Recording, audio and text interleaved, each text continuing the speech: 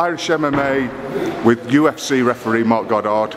Now Marc, you're putting on, for the last couple of years you've been putting on a series of seminars on refereeing and judging. Why did you feel the need to start doing this? Purely to bring the unified rules to the widest possible audience. A lot of people have heard of the unified rules, but they're not entirely sure what they are. And the seminar essentially irons out all the misconceptions. And it's not just for refs and judges. You know, I have a lot of promoters and fighters and you know, anyone involved with the sport, because you'll learn about so much more than just being a ref or a judge. It's like I did your course a couple of years ago, and I learned a lot about the rules, particularly judging. What do you think is the most common misconceptions that people who've not done your course have? Come on the course and I'll tell you. Look, you hit the nail on the head. That's the number one thing for me, is to iron out the misconceptions. There's a lot of people talk a good game, you know. And like after every big show, after every big event, it's like now there's always like a controversy, or they didn't agree with this, they didn't agree with that.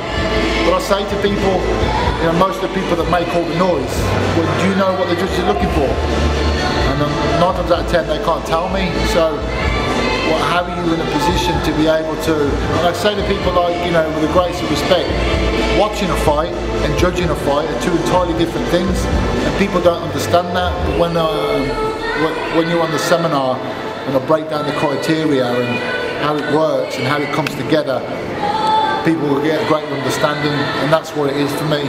Same as the 10-point mud system. A lot of heat gets put on that, but people need to understand that. You know, they say it doesn't work for MMA. It does work for MMA. It's perfect. It's got nothing to do with working for MMA. That's just a scoring system. That's the second reaction after. What all the emphasis should be put on is making sure that the judges understand the criteria and use it in the right way. You know? Yeah.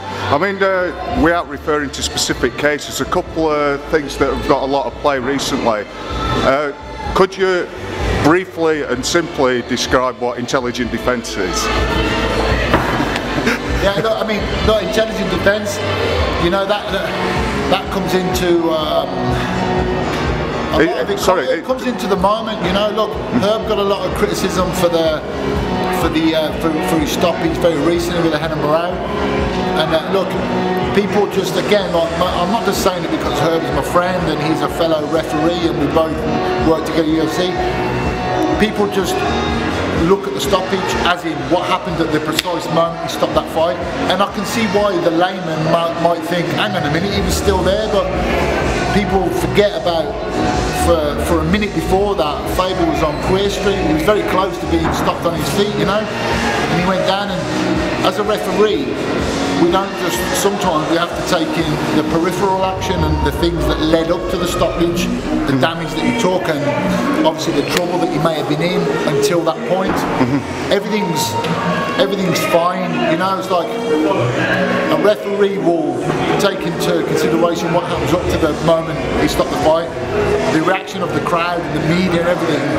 That they will take consideration of what happens when he stops that fight. So if a fighter jumps up and, like Faber did, and he puts his hands on his head and says, "Why did you stop it?" Of course, it looks a bit peculiar, but. Yeah. You know, damned if you do, damned if you don't. Yeah. And where do you stand, like, on that fight as well? What do you think of this sort of tendency fighters have got now, when they're like on top of somebody getting up, like to turn around and kind of appeal to the referee? Hey, look, that's the biggest trick in the game.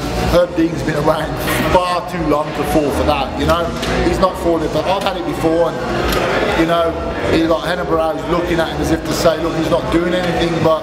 I've had it before. I just say, fight, don't look at me, just concentrate on your fight. It's the biggest trick in the game, but Herb Dean he's been around far too long, done far too many high-profile fights to fall for that.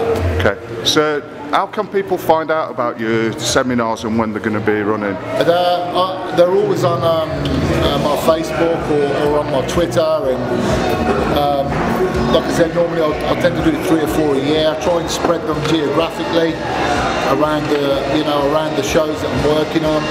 Maybe, you know, the South, the Midlands. I'll do one in Scotland, probably Wales and Ireland again this year, so it might be more than 3 or 4. But I'm also now involved with training for the International Federation. I'll be doing a weekend in March in Berlin to start looking at licensing and getting the referees and judges for the International Federation ready as well. That was something that was kind of kept under the radar till now. First weekend of March, that's when I'll be doing that first of all for Berlin, so I'm excited about that too.